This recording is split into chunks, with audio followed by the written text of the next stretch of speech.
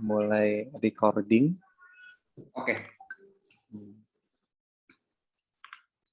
Saya coba tes share screen dulu ya Pak ya. Iya, silakan. Iya, sudah bisa Ya, udah tampil. bisa.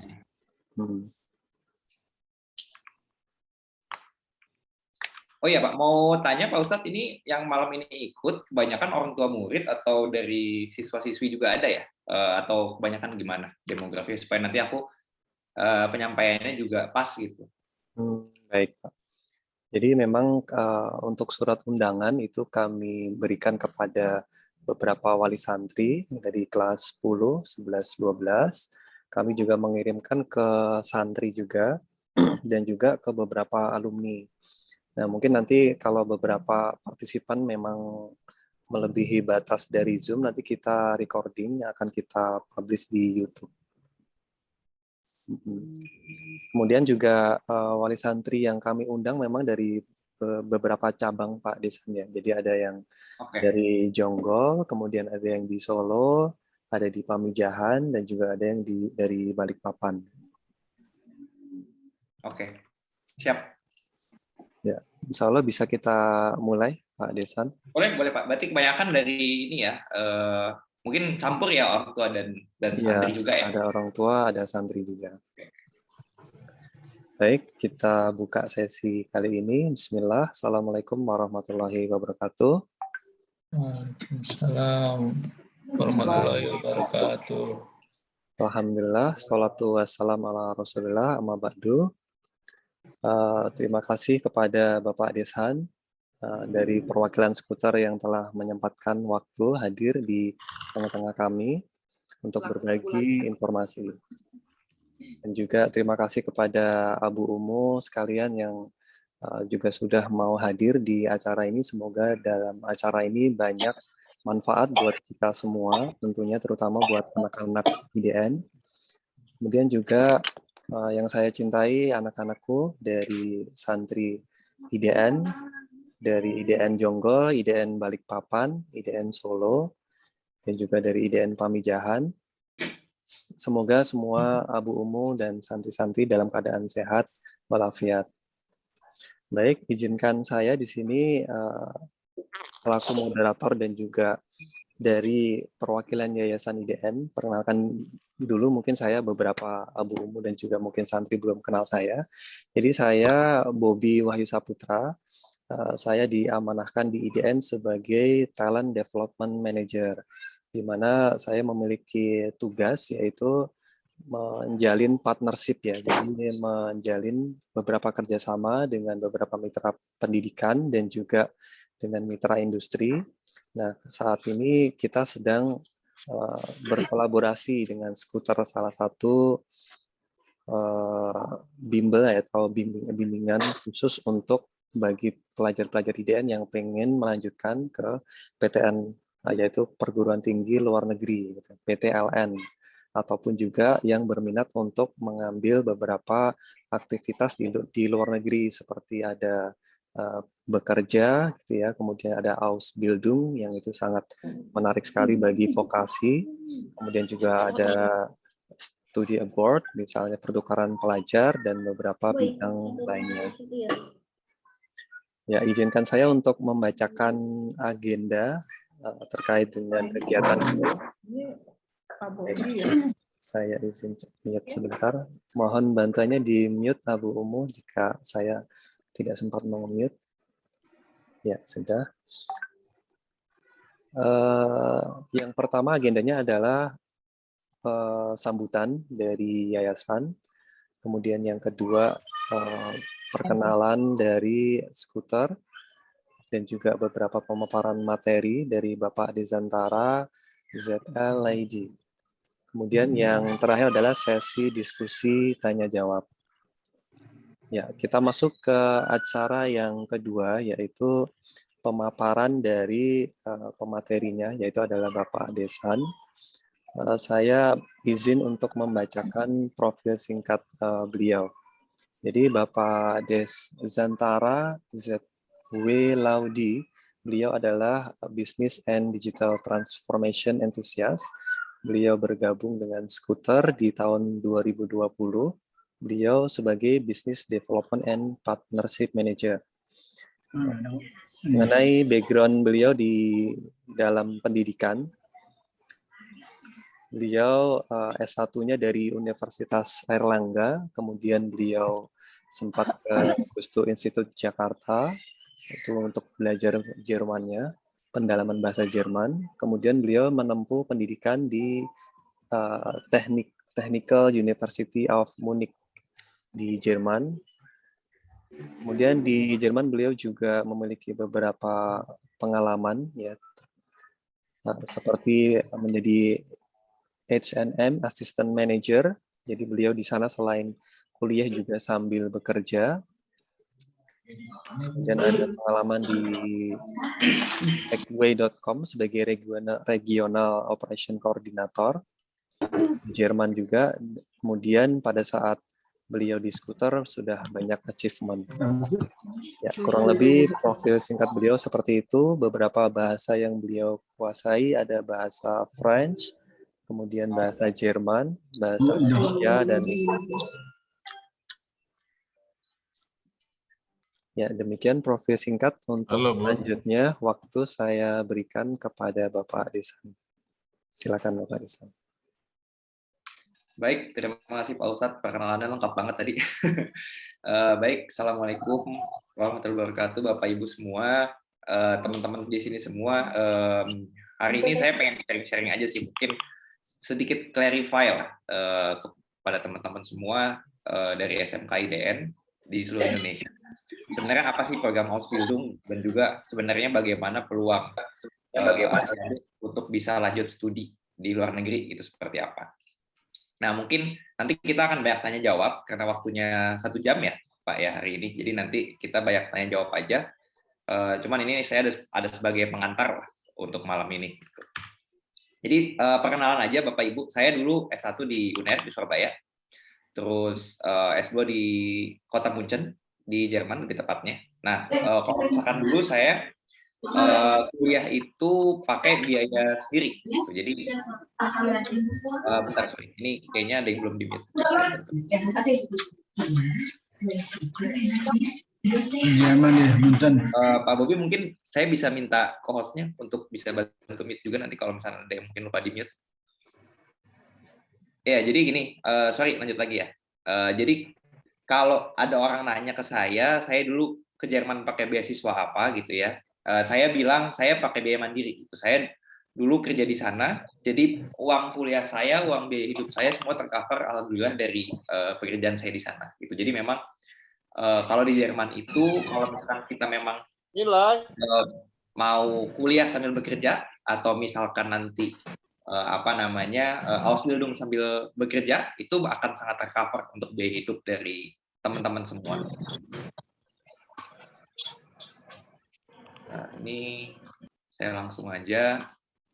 Nah, kalau kita mau ngomongin ya persiapan perguruan tinggi dalam negeri dan perguruan tinggi luar negeri itu seperti apa sih Bapak Ibu dan teman-teman ya? Sebenarnya basically semuanya sama aja gitu. Secara garis besar kalau ke luar negeri itu kalau menurut kami itu lebih mudah gitu bahkan dibandingkan memang kalau misalnya kita pengen persiapan ke PTN gitu. Karena apa?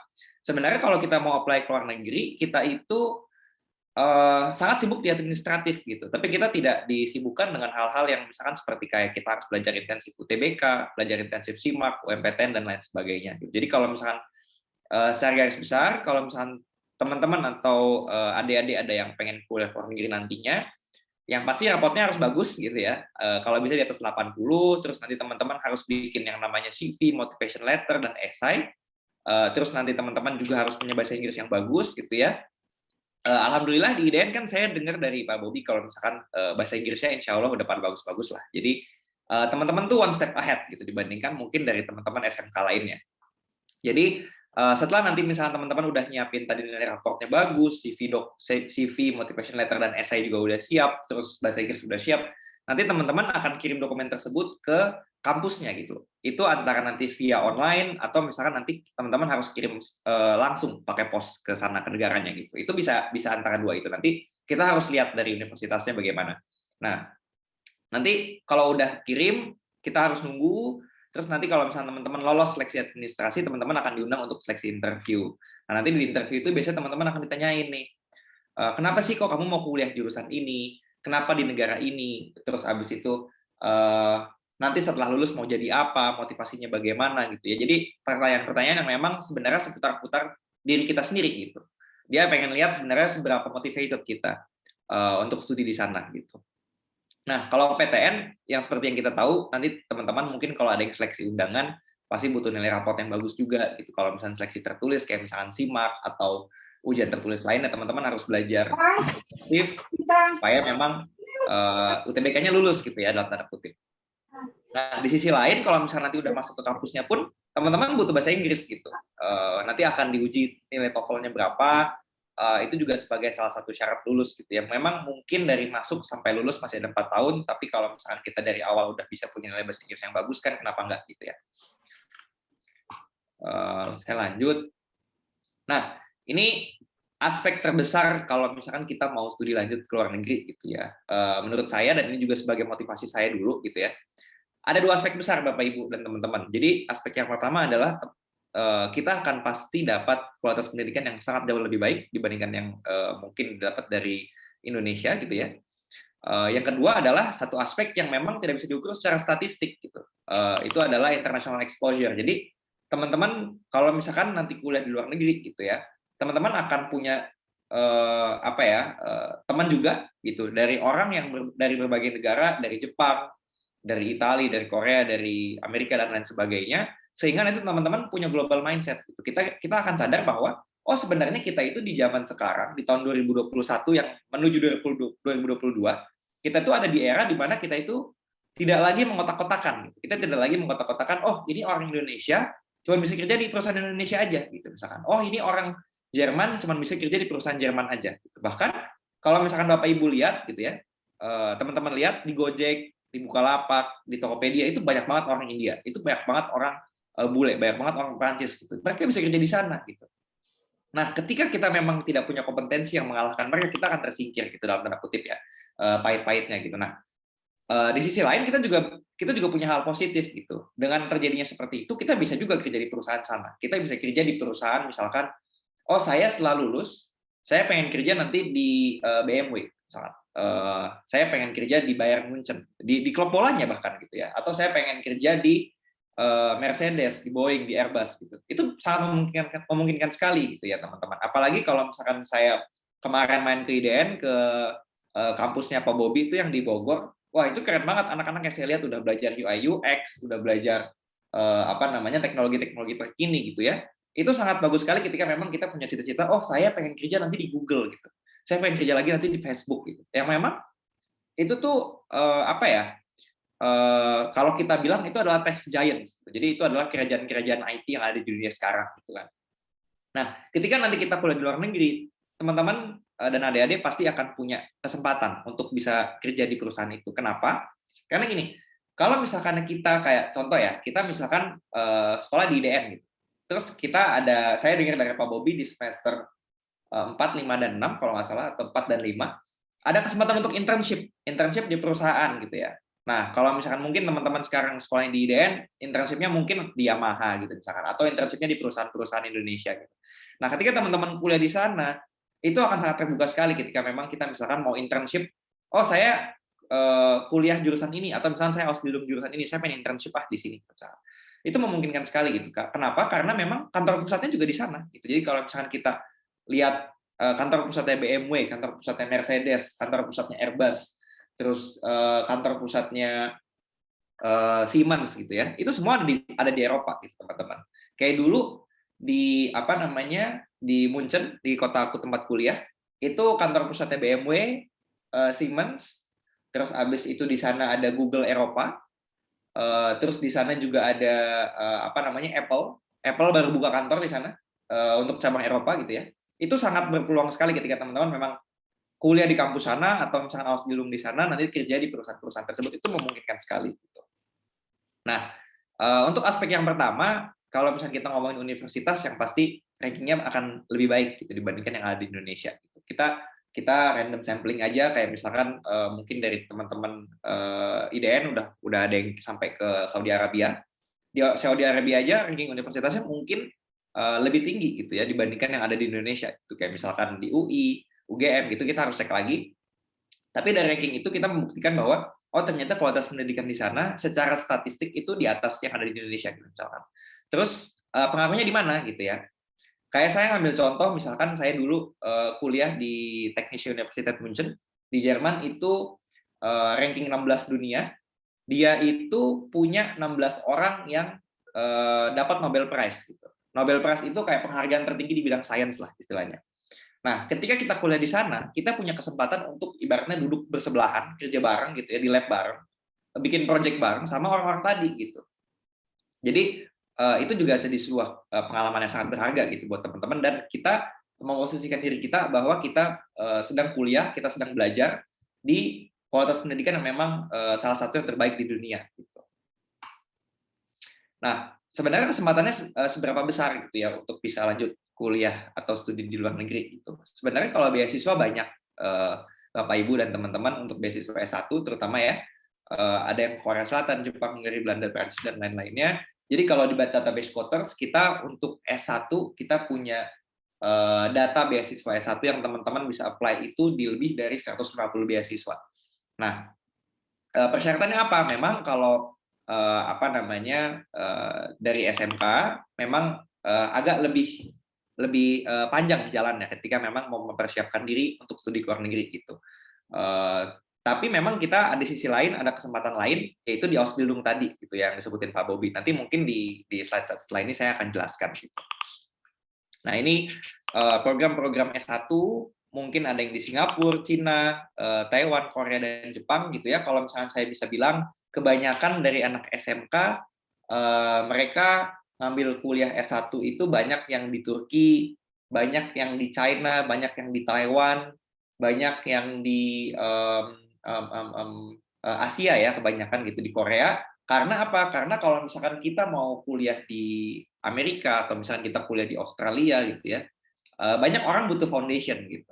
Foundation itu apa? Foundation itu adalah kita ibaratnya dalam tanda kutip ngulang SMK lagi gitu. Selama setahun kita disetarakan kualitas pendidikannya dengan orang-orang sana gitu. Kayak misalkan kalau kita mau kuliah ke Jerman S1, nanti teman-teman Bapak Ibu akan ibaratnya ngulang lagi nih SMA-nya selama setahun. Nah, selama setahun itu teman-teman akan belajar matematika, fisika, kimia, biologi, dan juga bahasa Jerman, sehingga nanti kualitas pendidikannya setelah itu setara dengan orang Jerman yang lulus SMA gitu. Nah, nanti setelah itu baru bisa kuliah.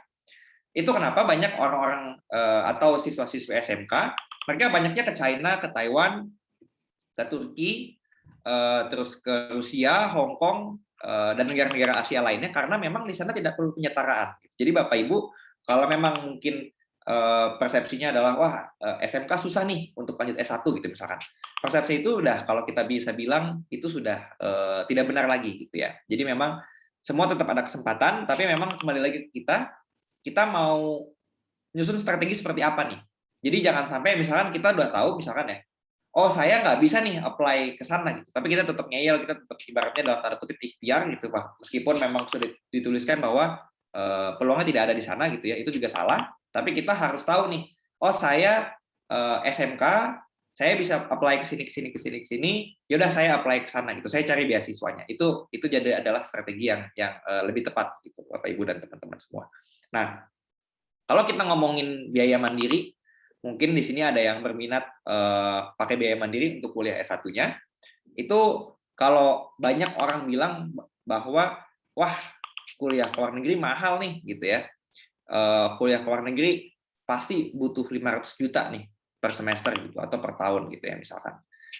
Tidak sepenuhnya benar juga Bapak Ibu dan teman-teman. Jadi semua tergantung negaranya di mana gitu. Kalau misalkan negaranya di Amerika, di Australia, otomatis pasti akan lebih mahal dibandingkan memang teman-teman yang mungkin kuliah di Turki, di China, di Taiwan, di Jerman dan sebagainya gitu ya. Kayak misalkan saya contoh tuition fee di Turki itu ada di angka sekitar 1 juta per semester. Kenapa bisa murah?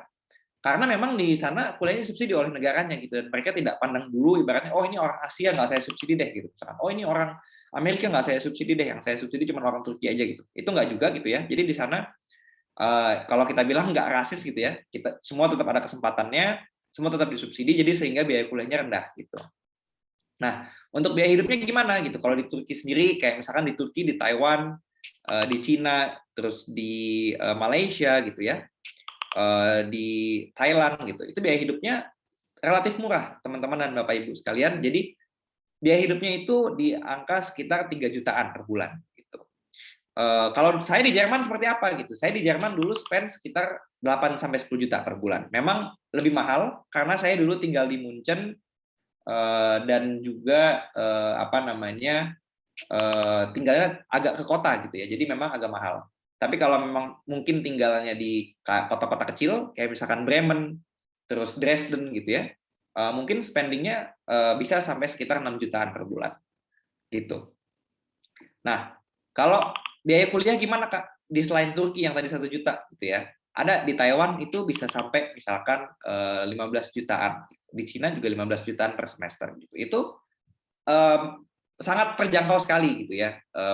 Ketika kita memang bandingkan dengan beberapa kampus di Indonesia, terutama kampus-kampus swasta, apalagi kalau misalkan kita ikut kelas internasional gitu, itu pasti akan sangat jauh lebih mahal gitu dibandingkan memang kita kuliah ke luar negeri gitu.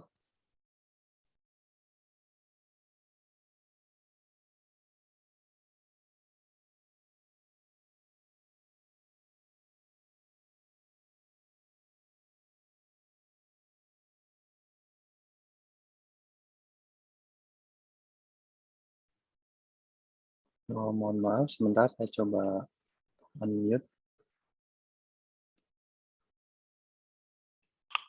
Ya, maaf tadi ke-mute sebentar.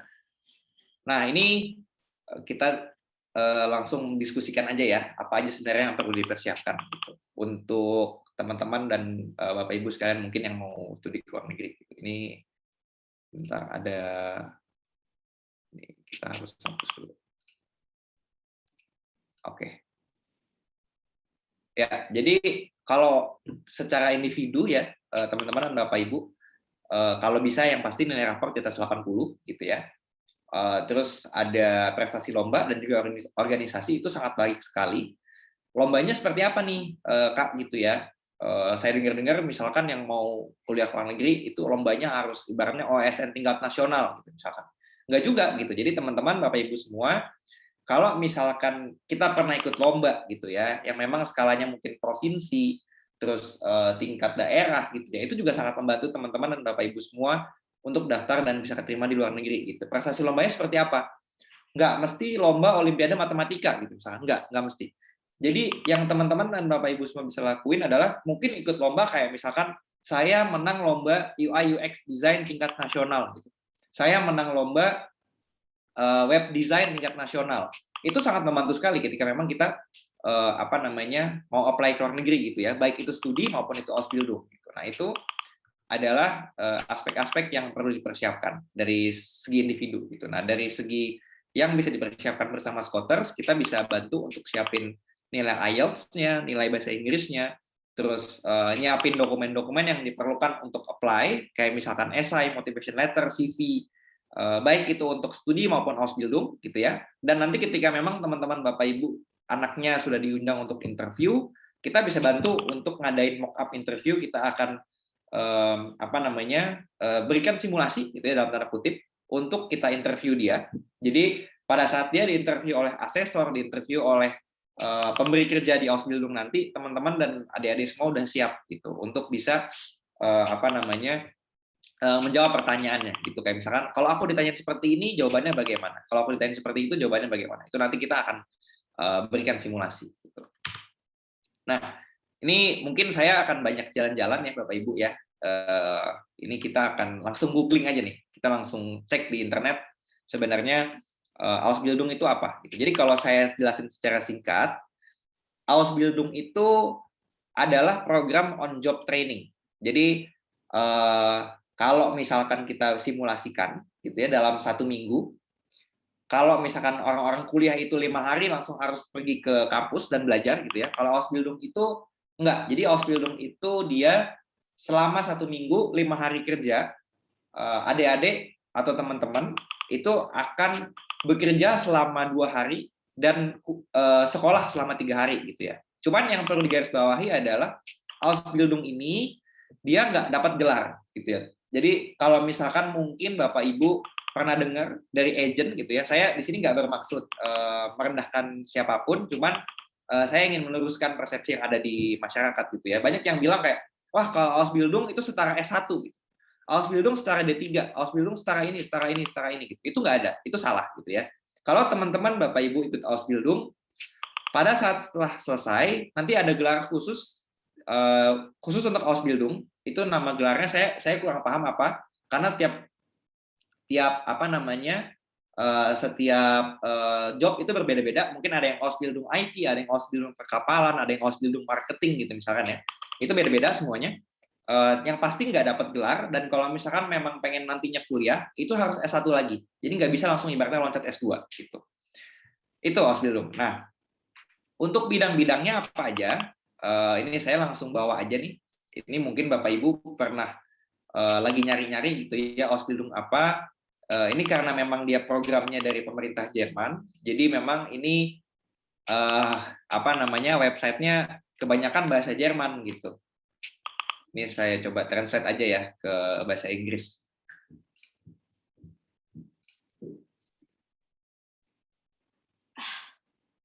Sebentar.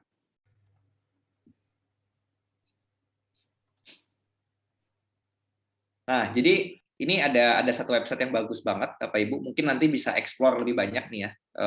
Setelah webinar ini bisa explore sendiri, diterjemahin aja ke bahasa Inggris, bisa dicek sendiri apa aja nih, bidang apa aja yang bisa saya apply gitu ya. Cuman ini sebenarnya kalau kita lihat, kita cek bidang-bidang Ausbildung adalah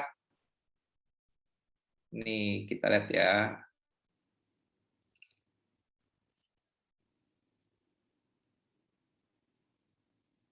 Nah, jadi sebenarnya Ausbildung itu kalau kita cek di website ini dia ada 176.000 lowongan Ausbildung lah istilahnya. Ada 176.000 lowongan Ausbildung. Saya catat dulu sebentar.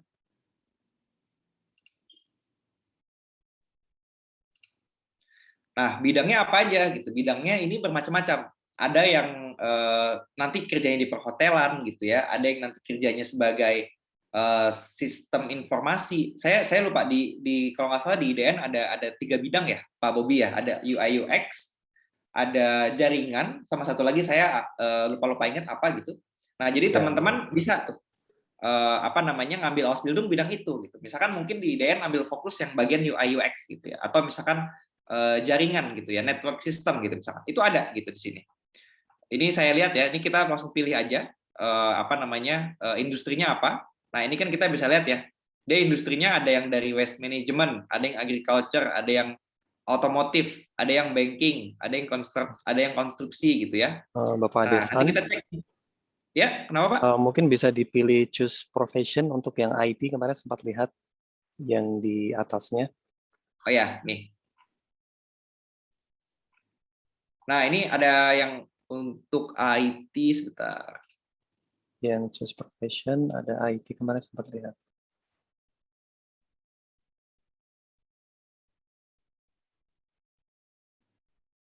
Mana ya, sebentar ya Pak ya. Ini soalnya dia ditranslate dulu nih.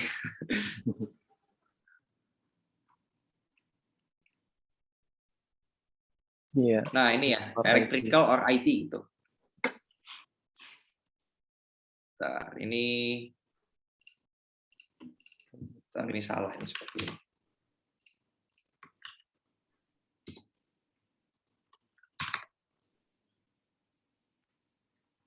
Komputer gitu. Nah, itu juga IT. Nah, ini. Nah, ini jadi ini ada nih ya. Apa namanya? Cocok nggak nih Pak sama jurusan yang ada di ini, di apa namanya? IDN. Ya, untuk networking masih ada di TKJ.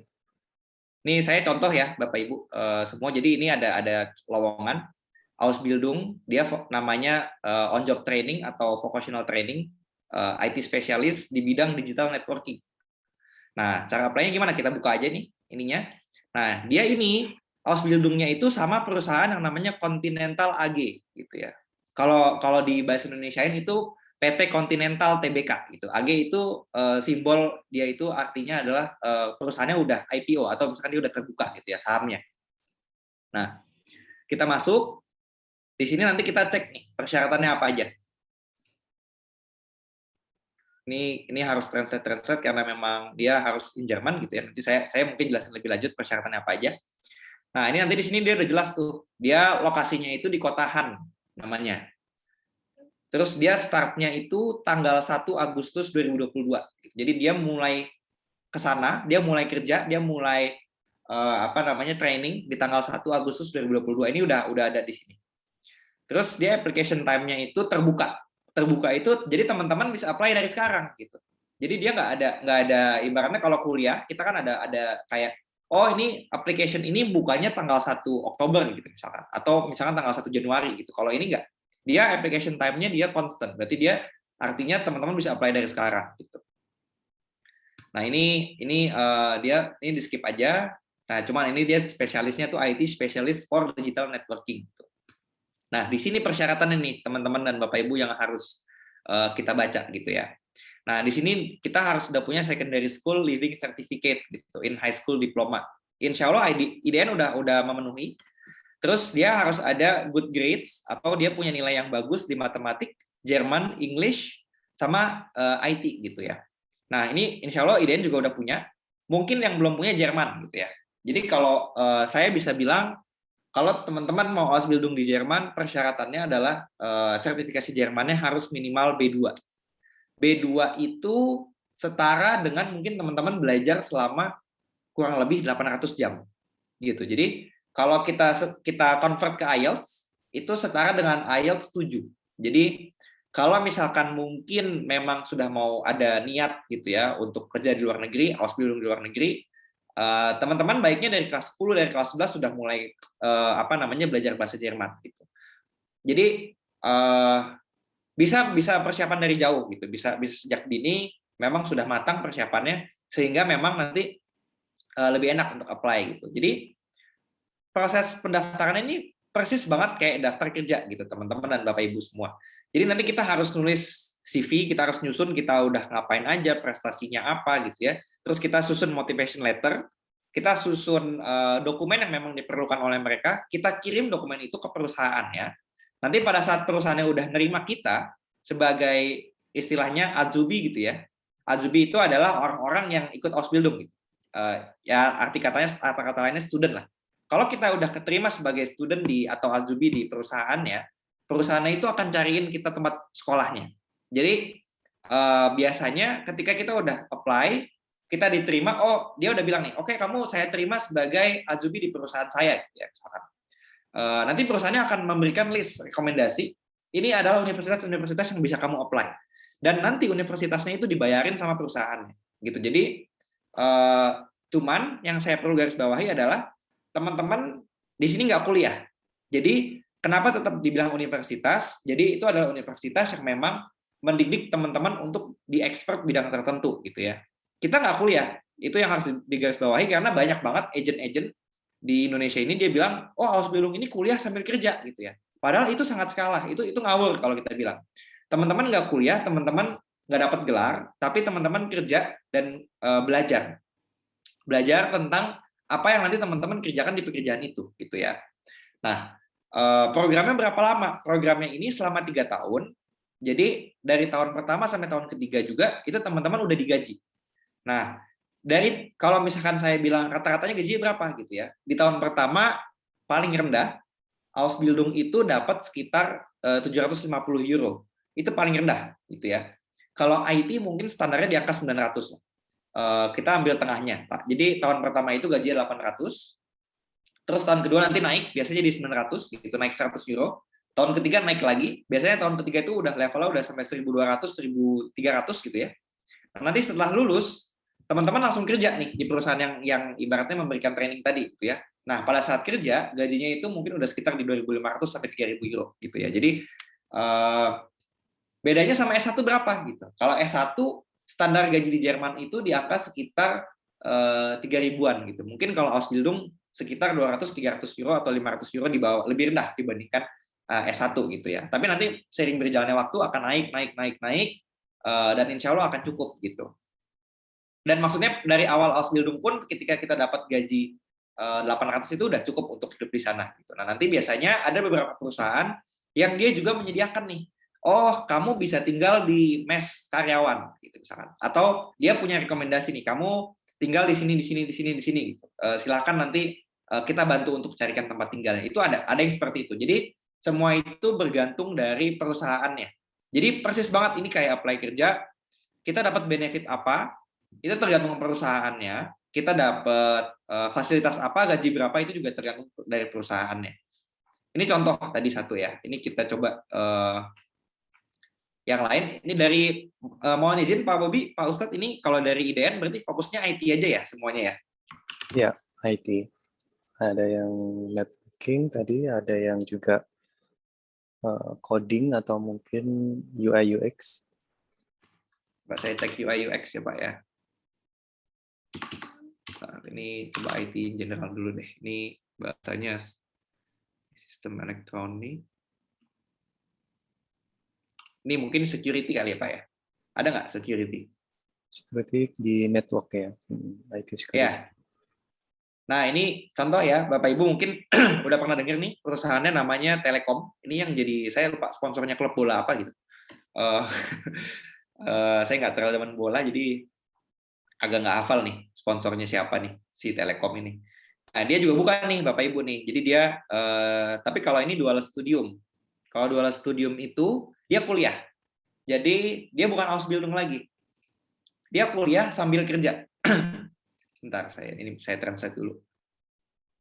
Jadi dual studium itu adalah kita konsepnya mirip banget sama Ausbildung, persis banget, tapi dia dapat gelar. Jadi kalau Ausbildung tadi dia itu ibaratnya jadi teknisi gitu ya.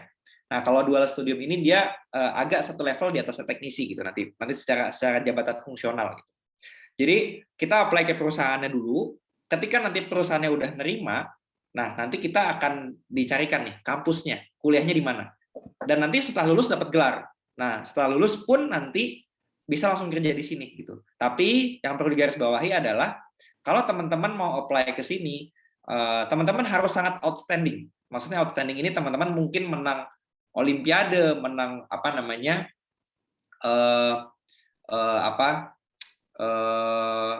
Nilainya top terus gitu ya, terus menang lomba ini lomba itu dan organisasinya banyak gitu. Jadi intinya ini sangat kompetitif sekali gitu, untuk daftar program ini. Jadi ini dia udah state bahkan di sini gitu ya. Ini salary-nya 1.200 sampai 1.300 per bulan gitu. Emang enak gitu ya. Saya akui dual studium ini kalau kita bilang mungkin apa ya, orang-orang yang beruntung dan juga orang-orang yang pintar gitu, yang bisa lolos ke program ini. Jadi kalau memang udah ada yang pengen, wah saya pengen banget nih cita-cita punya ikut program dual studium gitu di Jerman. Harus dari kelas 10 benar-benar digejor banget nilainya, terus ikut lomba sana sini, terus ikut punya prestasi ini itu gitu ya, supaya bisa memang keterima di sini gitu. Karena memang saya jujur aja gitu ya, success rate ke sini tuh kecil sekali karena memang saingannya besar gitu. Cuman kalau misalnya teman-teman udah lolos, itu enak banget gitu. Bahkan kalau kita bisa bilang dalam tanda kutip gitu, terjamin lah gitu ya. Bahkan kalau saya ada teman dia dual studium di Mercedes, itu dia bahkan pada saat kuliah juga udah dikasih Mercedes gitu sama perusahaannya. Jadi dia ke kampus itu pakai mobil gitu kan. Jadi memang udah sangat kompetitif, tapi kalau kita udah keterima itu ibaratnya sudah dijamin oleh perusahaan. Gitu. Tapi memang sangat sulit sekali untuk bisa tembus ke sini. Ya, Pak Desan, sambil diskusi sedikit boleh? Boleh, silakan. Tadi saya barusan riset yang saya konversikan ke IDR tadi kurang lebih di angka 20 juta ya, 19 juta sekian ya. Kalau biaya hidup sendiri kalau di Jerman selama sebulan, kemarin infonya masih bisa saving ya? Betul.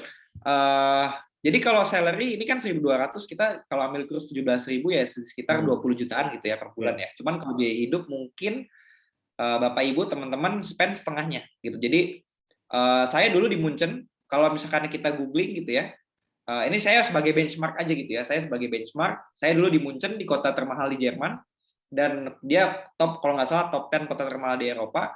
itu saya spend 1 bulan sekitar 600 sampai 800 euro gitu. Jadi 600 sampai 800 kalau kita euro. dapat gaji 1.200, kita masih bisa saving banyak banget. Dan ini kita lihat lagi ya, misalkan kayak ini dia kotanya di mana nih? Oh, ini location-nya di Bonn gitu bahkan. Dia location-nya di kota yang namanya Bonn. Itu di sana kalau saya estimasi mungkin biaya hidupnya sekitar 500 sampai 600 euro per bulan. Jadi teman-teman kalau emang hemat masih banyak banget savingnya. Tapi ada juga Pak. Jadi misalkan ada orang dia kita kan maksudnya biaya hidup itu kembali ke gaya hidup kita gitu ya. Kalau saya pulang kampus saya masak gitu. Saya masak nasi, saya numis sendiri gitu ya. Ada orang yang dia karena dia mungkin nggak bisa masak, jadi dia pulang kampus beli ke warung gitu misalkan. Nah itu pasti biaya hidupnya akan lebih tinggi gitu dibandingkan yang memang dia ngirit gitu ya. Terus ada yang memang dia ibaratnya saya punya teman dia nggak kuat dingin. Dia pada saat winter itu nggak bisa naik kereta, nggak bisa naik umum gitu, karena memang kalau kita naik umum kita harus berdiri dulu di depan gitu ya, nunggu bisnya datang, dan kalau kita lagi musim dingin itu bisa sampai -6, -15 derajat gitu. Ada orang yang nggak kuat gitu dengan hal seperti itu, jadi dia harus sewa mobil misalkan, itu jadi lebih mahal. Jadi memang biaya hidup semuanya itu tergantung dari individu masing-masing dan juga strategi kita di sana bagaimana untuk savingnya gitu. Nah saya lanjut lagi ke slide-nya ya.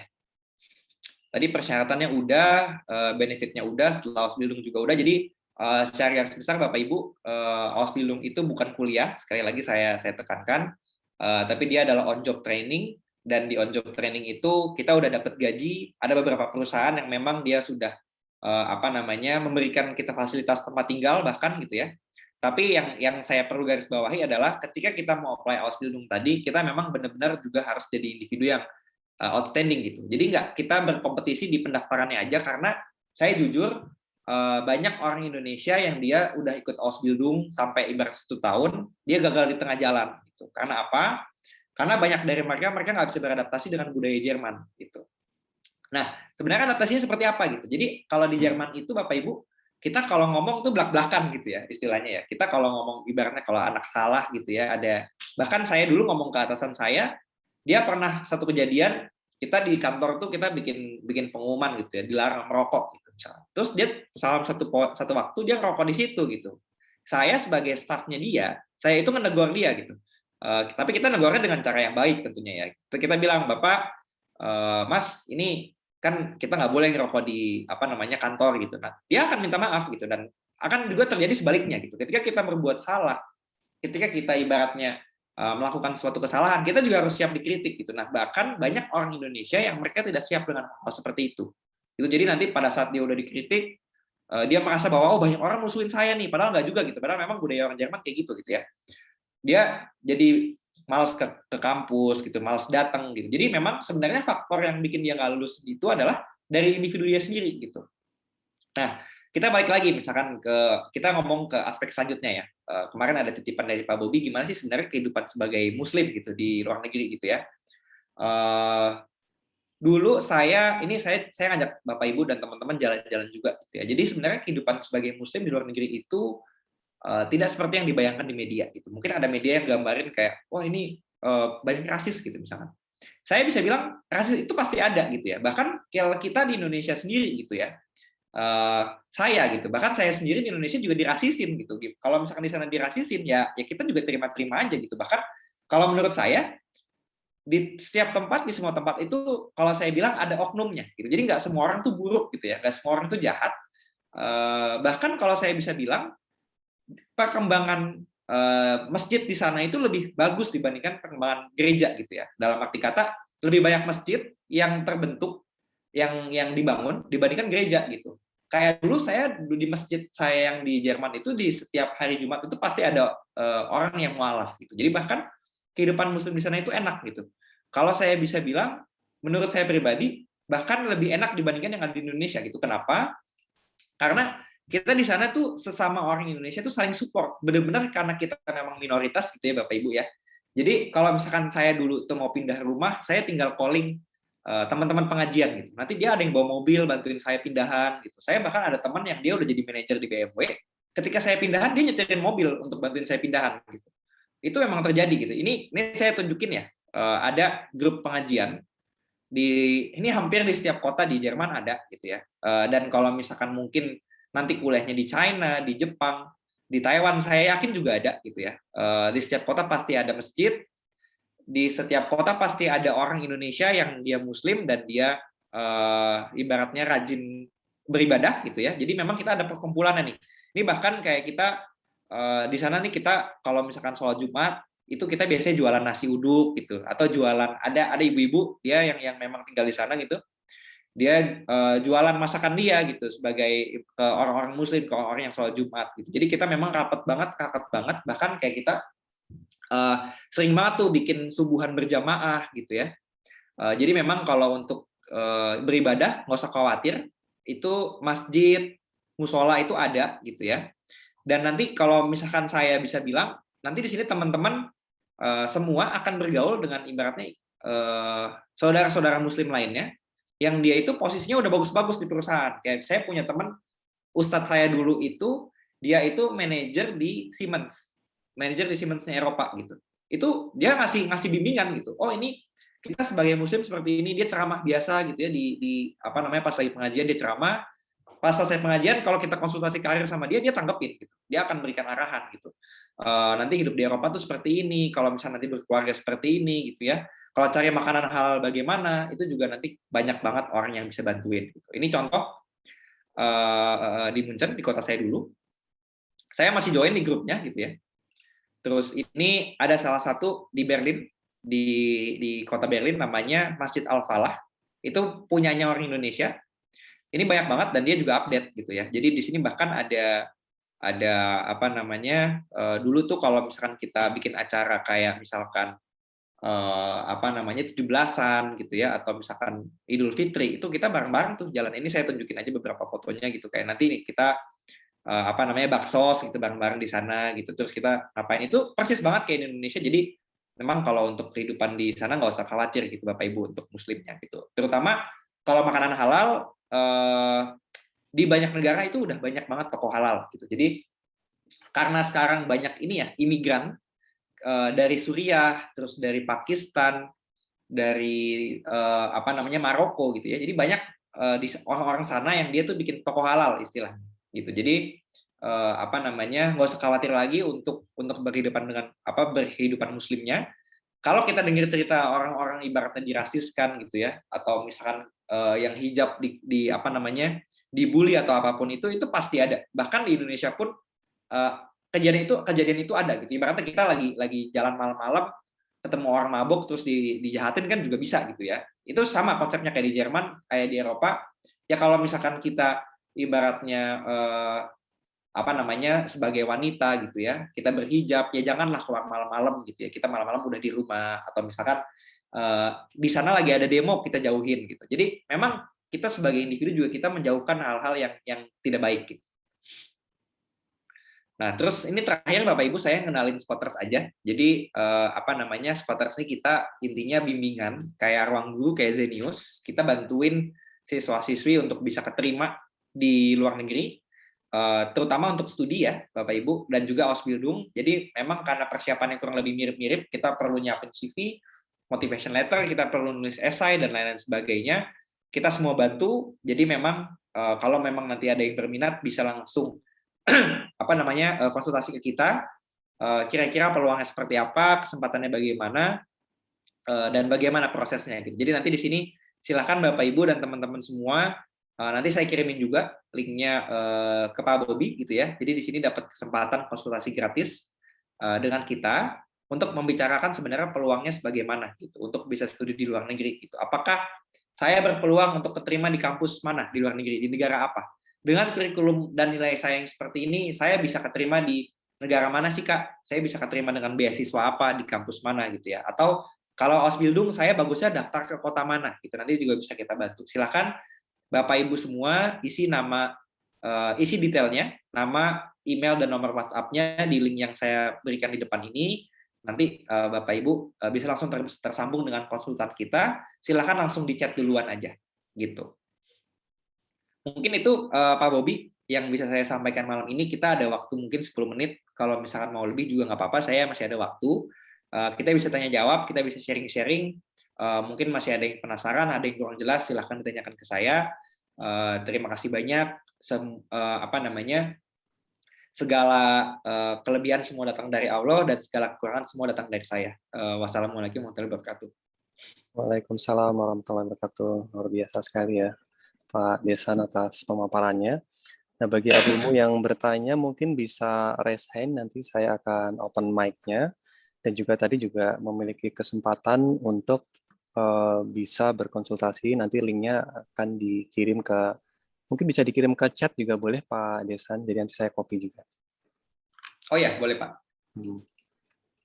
Mungkin yang pertama kita berikan kesempatan ke Bapak Mahendra Hafiz. Mungkin Bapak bisa unmute. Ya, silakan Bapak Mahendra. Oh, ya, Ibu. Kebetulan. Ibu. Oh, ya, baik. kebetulan Ibu, silakan. Ini. Ya, Assalamualaikum. Waalaikumsalam.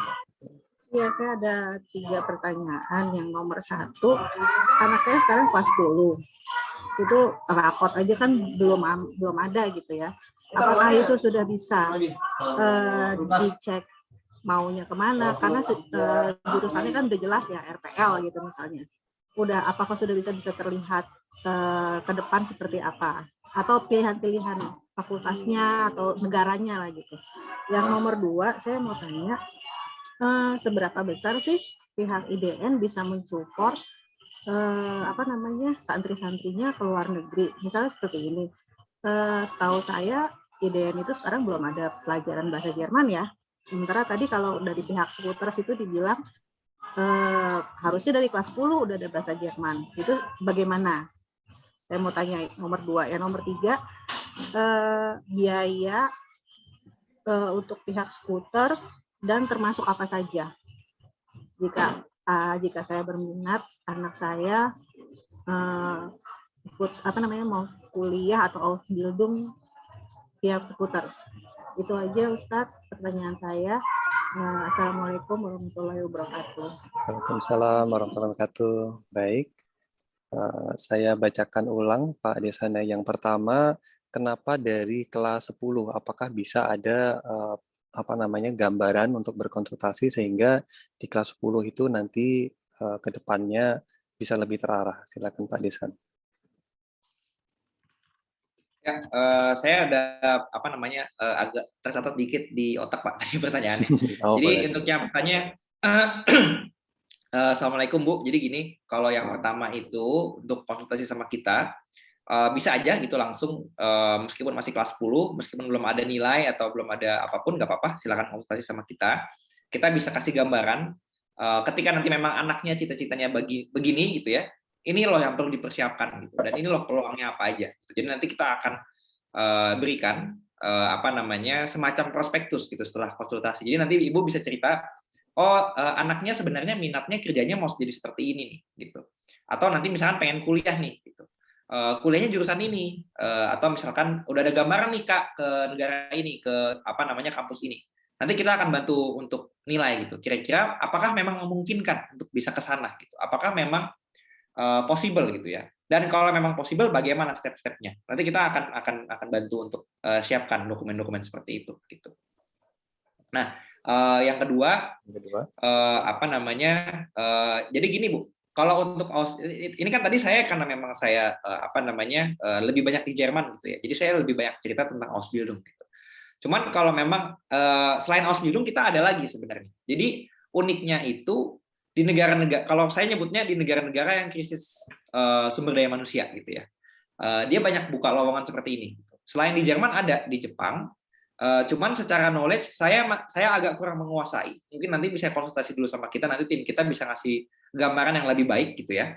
Di Jerman ada program serupa, tapi dia pakai bahasa Jepang. Bukan di Jerman, di Jepang. Jadi di Jepang ada program serupa kayak Ausbildung tadi.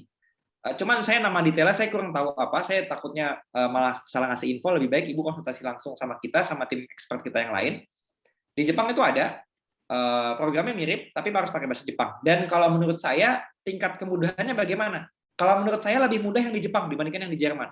Di Jerman itu lebih kompetitif karena memang banyak orang ya yang pengen kerja di Jerman gitu. Jadi kompetitif sekali gitu untuk hal tersebut gitu. Nah yang ketiga, Tadi untuk biaya ya. Izin Oh ya. kedua dulu tadi Pak Desan. Jadi saya menambahkan yang disampaikan Pak Iya, Desan boleh. kemarin bahwa jika ingin mengambil, kan ada paket kuliah di luar negeri, ada paket bekerja atau Ausbildung. Nah, informasi dari Pak Desan yang sempat disampaikan ke saya adalah ketika memilih yang bekerja, itu berarti harus menguasai bahasa daerah dari negara tersebut. Kurang lebih seperti itu ya Pak Desan. Betul. Jadi kalau memang mau kerja Pak, agak lebih panjang ya investasinya dan kita harus berikhtiar gitu. Maksudnya saya di sini bilang ini di Jerman ada program bagus Ausbildung gitu, tapi nggak berarti saya bilang bahwa oh kesananya gampang gitu. Jadi gini Bapak Ibu, kalau memang anaknya sudah mau Ausbildung gitu ya, harus berjuang lebih keras gitu.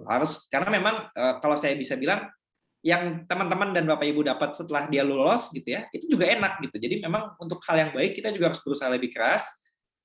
Ketika memang ini saya bicara pahit-pahitnya gitu ya. Ketika memang nanti udah persiapan bahasa Jerman dan walau alam belum diterima, ya harus ikhlas gitu. Tapi kan kita udah punya bahasa Jerman dan itu jadi pegangan kita untuk mungkin nanti kalau misalkannya teman-teman mau kerja di sana itu lebih terbuka kesempatannya gitu. Jadi memang bahkan kayak misalkan contoh Bapak Ibu yang udah kerja di perusahaan di Indonesia mau apply kerja di Jerman pun bisa gitu. Ketika memang kualifikasinya memenuhi yang ada di sana gitu. Jadi kalau memang nanti udah apply Ausbildung dan mungkin belum rezeki gitu ya Bapak ya, istilahnya gitu ya, ya harus legowo lah istilahnya gitu. Jadi memang kompetitif gitu untuk ke sana dan kita harus persiapkan sejak dini juga.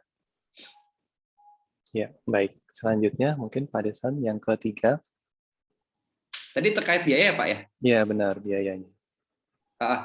Ini saya nambahin juga nih, yang pertanyaan kedua nih ada yang ngechat juga nih di kolom chat ini dari Pak Aba Fatih. Katanya kalau begitu sebaiknya pihak sekolah dalam memberi nilai jangan menggunakan standar rendah tapi harus tinggi. Ini saya saran juga sih Pak Bobi ya. Jadi selain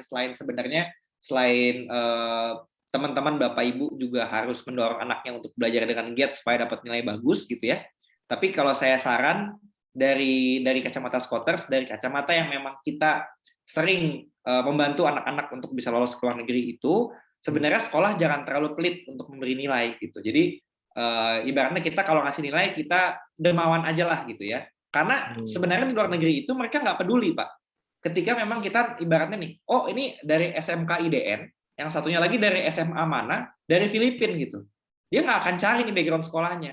Dia nggak akan cari, oh ternyata setelah kita cari, SMA ini ternyata lebih bagus gitu misalkan. Dia nggak akan cari seperti itu, tapi yang dia lihat adalah nilainya. Jadi kalau memang saya kadang-kadang suka agak bingung juga gitu, sama ada SMA yang dia ngasih nilai itu pelit banget gitu ya. Itu akan kalau menurut kami itu akan lebih mempersulit siswanya sendiri gitu dalam proses pendaftaran nantinya. Jadi di sisi lain anak-anaknya juga harus belajar rajin, tapi sekolahnya juga kalau dalam memberi nilai juga jangan terlalu standarnya terlalu tinggi gitu. Gitu khususnya sih, Pak. tadi beberapa materi sains tadi ya Pak ya, matematika seperti itu ya. Jadi memang nilai-nilai yang akan dibawa oleh siswanya untuk apply nanti ya kalau bisa jangan terlalu rendah gitu nilainya, dan itu kalau menurut saya dari pihak sekolah juga bisa memberikan kemurahan hati seperti itu ya. Memberikan nilai. Terus yang ketiga untuk biaya, sebenarnya gini Bapak Ibu, kalau untuk biaya kita sangat bervariasi sekali. Jadi kalau memang nanti mungkin ada yang mau Ausbildung ke Jerman, atau nanti ada yang mau kuliah, atau nanti ada yang mau ke Jepang gitu ya, itu akan berbeda-beda biayanya. Jadi kalau untuk ke Jerman mungkin biayanya akan lebih besar karena Bapak Ibu harus nyiapin bahasa Jerman gitu misalkan. Atau kalau misalkan mau kuliah biayanya lebih besar karena harus mempersiapkan tes-tes ini gitu. Nah, kalau saya bisa bilang range-nya mulai dari berapa, kita biasanya mulai dari 1,5 jutaan Bapak Ibu. Jadi untuk detailnya Bapak Ibu harus bayar berapa, itu lebih baik konsultasi dulu sama kita, ceritakan dulu sama kita Bapak Ibu mau ke negara mana, anaknya mau kuliah apa, mau ambil jurusan apa, mau Ausbildung atau apa gitu ya.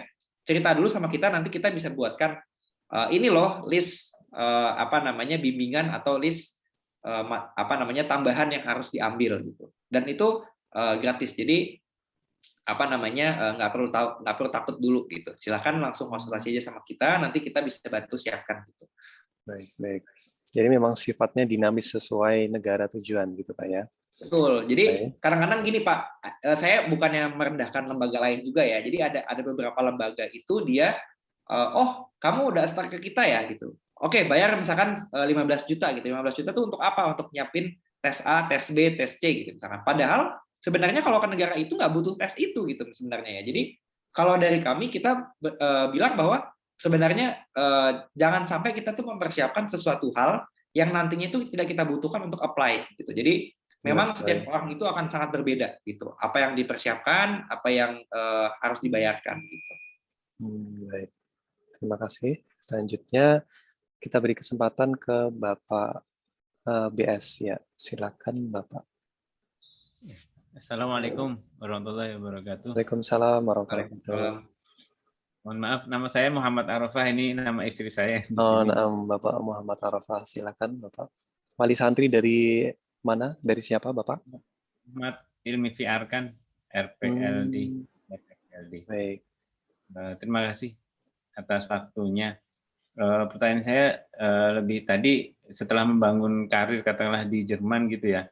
Nah itu apakah ilmu-ilmu itu hanya relevan untuk bekerja di Jerman? Artinya jadi anak kita insya Allah ya, andaikan rezekinya di sana, apakah akan harus terus di sana, di Jerman katakan gitu ya, ataukah itu sebenarnya bisa juga relevan untuk bekerja di Indonesia? Misalnya nih, sudah beberapa tahun tinggal di sana, tapi katakanlah nggak betah, atau mungkin ada alasan lain, akhirnya balik ke Indonesia, apakah masih ada link-link atau kemungkinan untuk bekerja di Indonesia juga gitu? Karena saya sendiri ngerasain nggak mungkin Pak Desan juga ngerasain ya, mungkin nggak selamanya orang betah di sana gitu ya. Mungkin kadang lebih enak tetap hidup di sini ya, walaupun mungkin income-nya beda gitu ya. Terima kasih. Ya, jadi pertanyaan bagus nih Bapak Ibu. Jadi saya spill aja nih, saya masih umur 25 sebenarnya, jadi belum pantas dipanggil Pak kayaknya. Jadi saya ke Jerman itu kemarin umur 22 kalau nggak salah. Ujung-ujungnya balik ke Indonesia gitu, karena memang saya merasa di Indonesia kayaknya lebih banyak tantangan dan lebih banyak yang harus dibenahi lah. Istilahnya kita kan ending-endingnya ya balik ke tanah air, bangun negara gitu ya Pak ya. Jadi kalau menurut saya dan apa yang saya perhatikan selama ini gitu ya, saya punya teman, dia itu orang tuanya Ausbildung dulunya. Setelah dia Ausbildung di sana, ternyata perusahaan Jerman yang di sana tuh buka cabang di Indonesia. Nah, dia itu dikirim akhirnya Pak ke Indonesia untuk ibaratnya ngurusin yang cabang di sini gitu. Dan saya ada satu teman lagi, dia itu kerja di BMW. Ini saya ngomongin karena dia kuliah ya. Mungkin kalau Ausbildung kurang lebih mirip lah gitu. Dia karena perusahaannya baru banget mau bikin cabang di Indonesia, jadi dia udah daftar tuh. Dia udah bilang ke bosnya, Pak, saya kalau misalkan nanti ada mau buka di Indonesia, saya mau jadi ininya ya, saya mau jadi PIC-nya gitu istilahnya. Itu bisa seperti itu. Itu salah satu contoh jalur gitu ya. Atau kalau misalkan kita udah di perusahaannya, biasanya kita ada portal gitu ya. Ada semacam tempat di mana kita sebenarnya bisa apply pekerjaan di perusahaan yang sama tapi di tempat yang berbeda gitu. Itu juga bisa seperti itu. Atau banyak orang yang dia udah kerja di sana misalkan 5-10 tahun balik ke Indonesia bisnis gitu karena memang dia udah punya modal di sana gitu. Itu ada. Jadi banyak banget sebenarnya peluang-peluang lainnya gitu ya. Tapi kalau misalnya kita bicara ilmu yang dipakai di sana apakah relevan yang di sini gitu ya. Kalau saya bisa bilang bahkan bukan relevan lagi gitu levelnya Pak. Bahkan anak-anak itu akan dapat level ilmu yang mungkin itu 20-30 tahun lebih dulu dibandingkan yang ada di Indonesia gitu. Kayak saya ambil contoh ya. Kayak di perusahaan-perusahaan Gojek, Grab gitu ya, Tokopedia sekarang, itu mereka mengaplikasikan ilmu-ilmu yang sebenarnya sudah diaplikasikan di Jerman itu mungkin 10 tahun yang kemarin gitu. Kenapa? Karena mungkin memang secara teknologi mereka baru mulai ke sana gitu. Jadi memang di sana itu lebih dulu lah, lebih maju gitu ya. Kayak misalkan saya ngambil contoh kasar mobil listrik. Mobil listrik Pak. Jadi di Jerman itu di Eropa, di Hong Kong bahkan ya, jangan jauh-jauh ke Eropa deh. Di Hong Kong itu mobil listrik itu udah hampir di mana-mana gitu. Tempat charger itu udah di mana-mana gitu. Nah, di sini kan belum ada nih Pak. Bahkan kayak charger aja kalau di Jakarta tuh masih ada di Senayan doang gitu kan. Nah, itu mungkin nanti ada beberapa perusahaan yang tumbuh untuk bikin ibaratnya jualan charging point gitu untuk mobil listrik. Itu bisa aja terjadi. Jadi memang di sana itu lebih advance dari Indonesia, tapi kalau menurut saya semuanya akan menjadi seperti itu gitu yang di sini. Kita akan mencontoh mereka gitu. Jadi kalau secara ilmu pasti dia ibaratnya dalam tanda kutip akan lebih pintar gitulah, ibaratnya daripada orang-orang yang ibaratnya dia ngambil studi di sini gitu. Kalau saya ngomong secara kasarnya gitu Pak. Karena memang dia secara keseharian, aplikasi dan lain-lain mereka lebih maju gitu ya. Ya, izin menambahkan dari yang disampaikan Pak Desan ya Pak ya. Informasi yang sempat beliau sampaikan kurang lebih Ausbildung itu 3 tahun ya. Jadi ada yang 3 tahun, kalau tadi ada yang 2 tadi berarti 4 tahun. Nah setelah itu sebenarnya memang rekomendasi terbaik itu kembali ke Indonesia ya Pak ya untuk membangun negeri ya. Jadi artinya juga selain dekat lagi dengan keluarga, kemudian juga tentu secara experience, kompetensi yang dimiliki, pengalaman dari luar negeri itu pasti memiliki potensi yang lebih besar untuk bisa join ke corporate-corporate yang lebih bonafit di Indonesia. Tentunya harapannya ke situ nanti Bapak. Ya, selanjutnya tadi ada dari chat itu ada Ibu Nina. Ibu Nina bisa open mic, sudah bisa. Apakah Ibu Nina masih ada? Baik, mungkin ke Ibu Nia, Bunda Kalingga. Ya, silahkan Ibu. Ustadz, saya ada. Ustadz, Assalamualaikum. Ibu Nina. Oh, Ibu Nina. Ya, silakan Ibu Nina. Ya, ada. Assalamualaikum warahmatullahi wabarakatuh. Waalaikumsalam warahmatullahi wabarakatuh. Terima kasih kepada, saya bilangnya adik Rashid ya, karena usianya nggak jauh dari anak saya yang pertama. Ya, Assalamualaikum adik Rashid ya. Alhamdulillah tadi saya sudah mendengar paparannya yang Masya Allah. Saya juga kebetulan anak saya di sini di RPLA kelas 12 yaitu Yasir. Ada beberapa hal yang ingin saya tanyakan. Dia memang dari awal tertarik untuk bisa mengikuti beasiswa ke luar negeri, beasiswa ya. Gitu. Jadi di sini yang ingin saya tanyakan, kan yang namanya kuliah di luar negeri itu kan tidak lepas dari deposit dana ya, atau saya bilang tuh save money gitu kan. Nah di sini kan di beberapa negara itu berbeda-beda ya. Nah di sini tolong beri sedikit gambaran ke saya tentang apa deposit yang harus dipersiapkan itu gitu. Karena soalnya setahu saya itu kan harus 6 bulan ke belakang. Jadi misalnya kalau keterimanya Juni, berarti kita harus save itu sekitar Januarian gitu ya. Nah seperti itu. Terus kemudian yang selanjutnya yaitu tentang tadi tidak diceritakan sama sekali tentang kan di setiap negara, walaupun itu ada negara berkembang sekalipun pasti ada program beasiswanya ya. Nah di sini saya ingin bertanya tentang beasiswa yang di India. Nah di sini karena di situ anak saya membidiknya ke sana gitu, di situ katanya dia bilang mah itu mumpuni banget IT-nya gitu. Karena saya ingin bertanya kepada adik Rashid ini, ceritakan sedikit tentang yang di India itu beasiswanya seperti apa dan bagaimana gitu, yang sepengetahuan adik Rashid yang harus saya ketahui seperti itu. Terima kasih, wabillahi taufiq wal hidayah. Assalamualaikum warahmatullahi wabarakatuh. Waalaikumsalam warahmatullahi wabarakatuh. Waalaikumsalam. Ya, makasih Ibu, terima kasih pertanyaannya. Saya benerin nama saya dulu, saya Desan bukan Rashid. Tadi kayaknya ada kesalahan mungkin Ibu. Maaf ya bukan, oh Masya Allah, maaf. Ya nggak apa-apa. Cuman gini, apa namanya?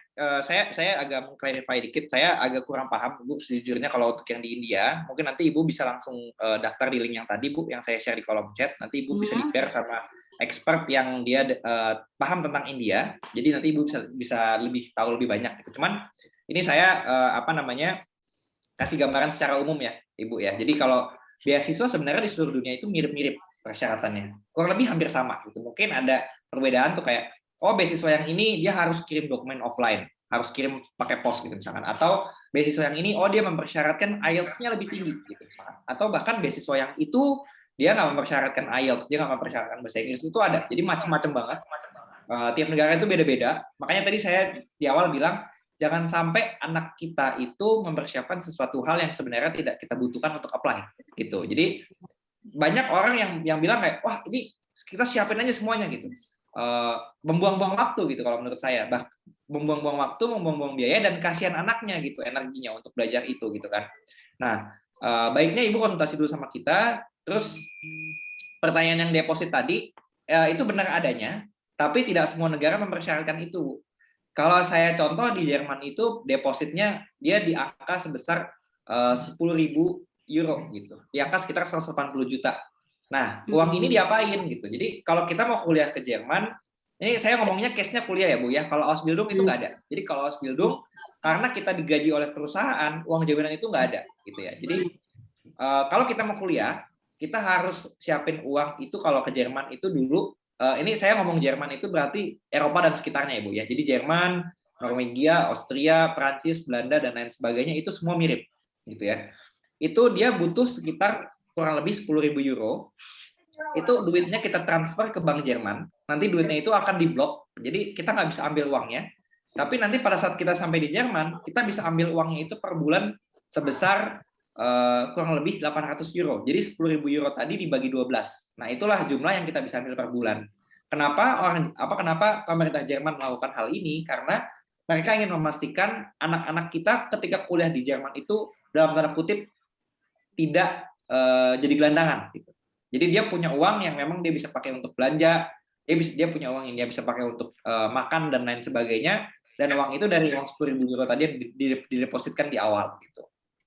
Nah, ini nggak ke semua negara. Kalau misalkan kita mau kuliah ke Turki, kita mau kuliah ke Taiwan, itu nggak pakai. Jadi untuk beberapa negara dia itu saking longgarnya gitu persyaratannya, dia nggak mempersyaratkan itu gitu. Nah, tapi kalau kita dapat beasiswa, kita dapat Ausbildung, kita dapat tadi pekerjaan gitu ya, itu hangus. Kita nggak perlu lagi nyediain deposit karena secara prinsip deposit itu fungsinya adalah menjamin kita supaya hidup di sana tidak jadi gelandangan. Tapi kalau kita udah punya kerjaan, kita udah terima Ausbildung, kita udah dapat beasiswa, lembaga-lembaga itulah yang menjamin kita supaya tidak jadi gelandangan. Gitu. Jadi syarat itu hilang gitu.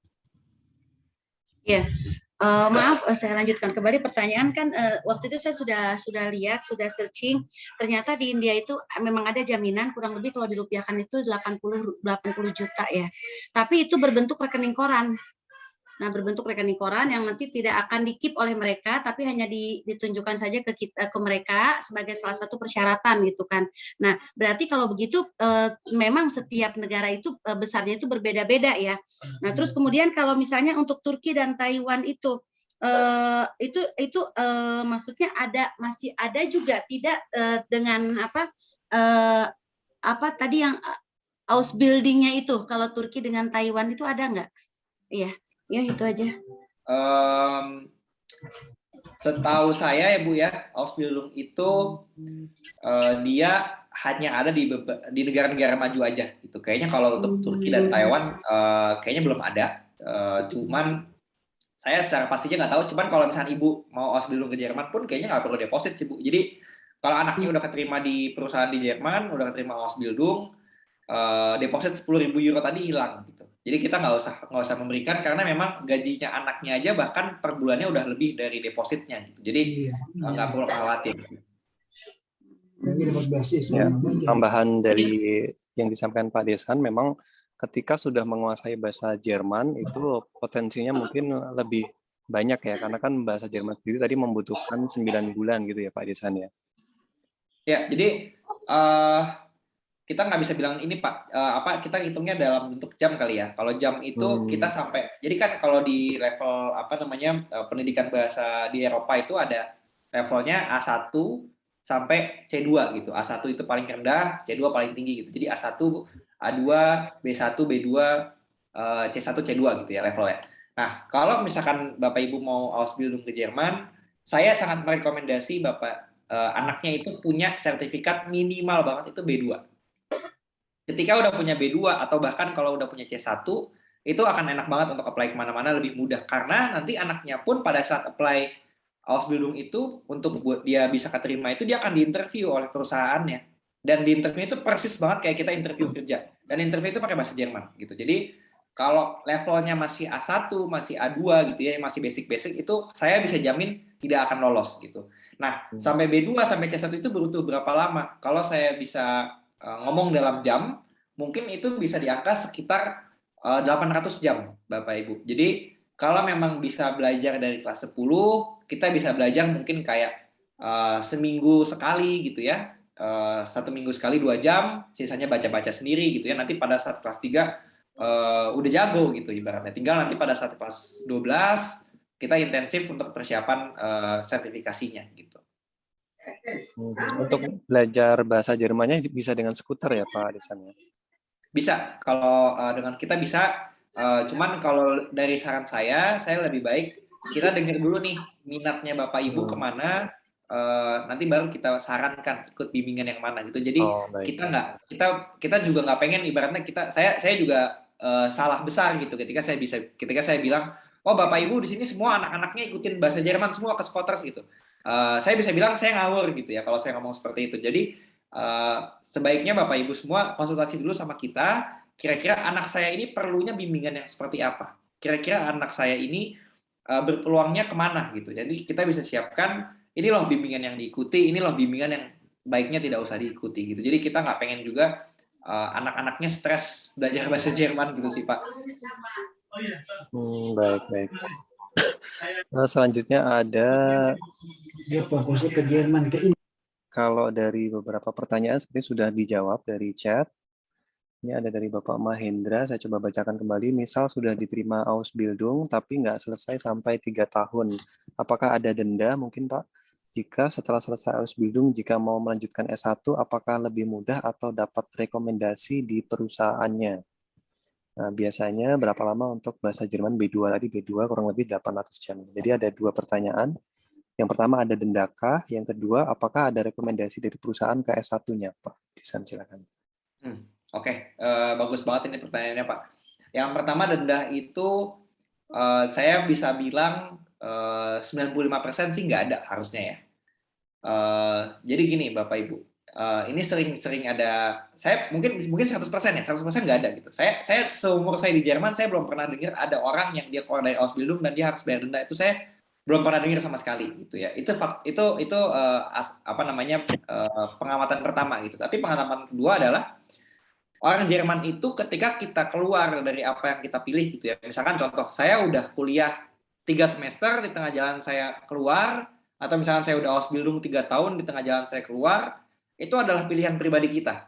Jadi orang Jerman itu beranggapan bahwa, oh anak ini sudah memilih jalan hidup seperti ini, itu hak dia, saya nggak bisa ibaratnya saya enak-enaknya saya denda dia gitu. Ini adalah konsep yang menurut saya mungkin cuma ada di Indonesia gitu. Kayak misalkan kita udah ikut MT gitu ya di perusahaan. Terus kita di tengah jalan keluar, kita harus denda, harus balikin semua gaji kita gitu. Kalau saya secara pribadi bilang itu sangat tidak adil gitu. Kenapa kita harus bayar denda? Kenapa kita harus susah ketika kita punya pilihan yang kita yakin itu baik untuk jalan hidup kita gitu ya. Jadi itulah pemikiran orang Jerman gitu ya. Jadi dia itu berpikir bahwa kita itu punya hak masing-masing, kita memilih mau seperti apa gitu. Jadi kalau saya bisa bilang denda itu nggak ada gitu ya. Yang kedua, apakah bisa S1 gitu ya? Jawabannya bisa. Apakah dapat rekomendasi? Pasti dapat. Apakah bisa apply ke semua jurusan? Belum tentu gitu. Jadi kalau misalkan dia udah Ausbildung, saya jarang banget dengar anak setelah Ausbildung S1 gitu. Karena apa? Karena dia pas Ausbildung juga duitnya udah banyak gitu Pak. Jadi dia malah males gitu. Saya setelah Ausbildung 3 tahun, saya kerja gaji 3.000 euro, setiap tahun dapat kenaikan 10%. Terus saya harus kuliah 3 tahun, di mana 3 tahun itu nggak dapat gaji gitu. Biasanya jarang banget anaknya kayak gitu. Jadi kecuali memang dia emang ada niat gitu ya. Saya mau kuliah gitu ya. Saya pengen banget kuliah. Ya. Saya pengen banget belajar. Saya bisa bilang kalau anak dia udah di Ausbildung, dia pindah ke kuliah itu jarang sih Pak. Ada beberapa, dia nanti ibaratnya dia Ausbildung nih, di umur 21 dia Ausbildung, atau di umur berapa ya lulus SMA itu, SMK? 18 ya. 18 ya, 18 dia Ausbildung gitu ya. Terus biasanya anak-anak tuh kuliah di umur 27 gitu. Dia udah kaya banget baru dia nanti kuliah. Kaya banget. Jadi saya bahkan pernah ketemu orang Jerman, dia itu kuliah S1 umur 33 gitu. Karena dia udah Ausbildung sebelumnya. Jadi dia emang aku bosan deh Ausbildung gitu. S1 aja gitu. Bisa gitu. Tapi tapi yang perlu diketahui adalah ketika kita lulusan Ausbildung dan dibandingkan sama lulusan S1, itu perbedaan gajinya nggak terlalu jauh. Terus secara jabatan juga ibaratnya nggak yang jauh-jauh banget gitu ya. Kecuali memang kita bandingannya Ausbildung sama S3.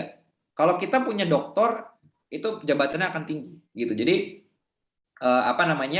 kalau kita Ausbildung kita bersaing dengan anak S1 itu ya bisa lah gitu, cincai lah istilahnya gitu. Tapi kalau kita bersaing sama S2 sama S3, nah itu baru berat gitu. Jadi memang kalau mau kuliah pun ya sampai S2 sampai S3 gitu. Dan itu jarang banget anak yang mau ngelepasin Ausbildung dia untuk kuliah gitu sih biasanya. Baik. Nah, pertanyaan selanjutnya ada dari Ananda Maleka Putri ya, atau Ibu ya. Ustadz bisa minta pencerahan ke Cina. Ke China juga ada ya. Ya, kalau ke China, saya malah saran kuliah sih, Pak. Jadi, kalau kuliah di Cina itu malah enak gitu ya. Apa namanya, apalagi IT, saya bisa bilang mungkin sekarang Cina itu udah ngalahin Amerika untuk dari IT gitu. Kalau ngalahin Eropa udah jelas. Jadi, saya selama kuliah di Jerman, meskipun saya bukan kuliah IT, tapi saya bisa tahu lah ya, maksudnya perkembangan industri IT di sana bagaimana, terus regulasi-regulasinya bagaimana gitu ya. Jerman sendiri udah kalah jauh sama Cina untuk kuliah untuk apa namanya dalam bidang IT gitu ya. Jadi kalau mau ke Cina ya kuliah aja gitu. Dan kalau menurut saya persyaratannya kayaknya sejauh ini yang kalau saya amati dari IDN sudah sangat memenuhi untuk ke Cina gitu untuk kuliah. Jadi bagus gitu untuk ke sana. Cuma kalau Ausbildung di Cina kayaknya sih saya dengar nggak ada ya, karena memang secara sumber daya manusia Udah di Cina banyak juga ya. melimpah gitu ya, udah banyak gitu. Oh ya, tadi saya sempat ingin bertanya, kelupaan terkait dengan deposit itu hanya untuk yang biaya mandiri kuliah atau yang beasiswa juga harus ada melampirkan deposit? Ya, jadi gini Pak, sebenarnya deposit itu adalah persyaratan pada saat kita mau berangkat ke sana. Jadi kita nih, kalau kita apply kampus, kita apply beasiswa, kita nggak ditanya deposit sama sekali. Jadi kita apply aja biasa, kita apply beasiswa, kita apply kampus, tapi pada saat kita udah keterima nih, oh selamat Anda keterima di universitas ini di negara Jerman misalkan. Okay. Nah kita kan harus apply visa tuh ke kedutaan besar. Nah disitulah kita mulai ditanya deposit. Okay. Jadi pada saat proses pendaftaran, Bapak Ibu nggak usah khawatir deposit. Pada saat mau berangkat baru siapin deposit. Nah ketika kita dapat beasiswa, kita dapat Ausbildung, syarat deposit itu udah nggak ada, karena sebenarnya persyaratan itu bukan deposit sebenarnya. Persyaratannya adalah jaminan untuk biaya hidup kita gitu. Kayaknya saya bisa tunjukin sih apa namanya. Saya coba buka ya seperti apa sebenarnya ininya. Ini saya share screen lagi. Ini mungkin apa namanya. Ini aja. Nah ini saya buka websitenya Kedutaan Besar Jerman yang di Indonesia. Jadi simply gini aja Bapak Ibu. Kalau misalkan kita mau lihat nih ya, ini dia deposit apa enggak gitu. Dia ada deposit apa enggak. Kita tanyanya ke sini. Gitu. Jangan tanya. Kalau tanya ke kampus mungkin dia bisa jawab. Tapi belum tentu juga gitu. Ini kita langsung ke informasi tentang visa gitu ya. Terus kita cari ini visa jangka panjang untuk kuliah. Nah, nanti kita cek nih di sini. Apa namanya? Visa untuk kuliah, praktik dan penelitian di Jerman gitu ya, atau visa untuk bekerja. Nah, kita biasanya kalau ini pilihnya visa untuk apa namanya? Kuliah gitu. Nah, ini kita buka. Nah, dia nanti di sini dia udah apa namanya? Ngejelasin nih. Apa namanya? Dokumennya apa aja nih yang perlu disiapkan gitu. Nah, ini dia ada persyaratan ini nih untuk pembiayaan. Ini saya zoom. Jadi dia ada persyaratan namanya pembiayaan selama tinggal di Jerman gitu. Nah, ini pembiayaannya dibuktikan melalui rekening di bank Jerman yang diblokir. Nah, ini sebesar 10.000 euro gitu. Kalau negara lain mungkin akan berbeda, tapi kalau di Eropa kurang lebih sama. Tapi kalau misalkan kita apa namanya punya atau dapat beasiswa, kita nggak perlu nyediain itu. Kita hanya menyediakan ini nih, apa namanya? Sebentar, saya cek dulu. Dia harusnya ada di sini. Kita perlu menyediakan syarat.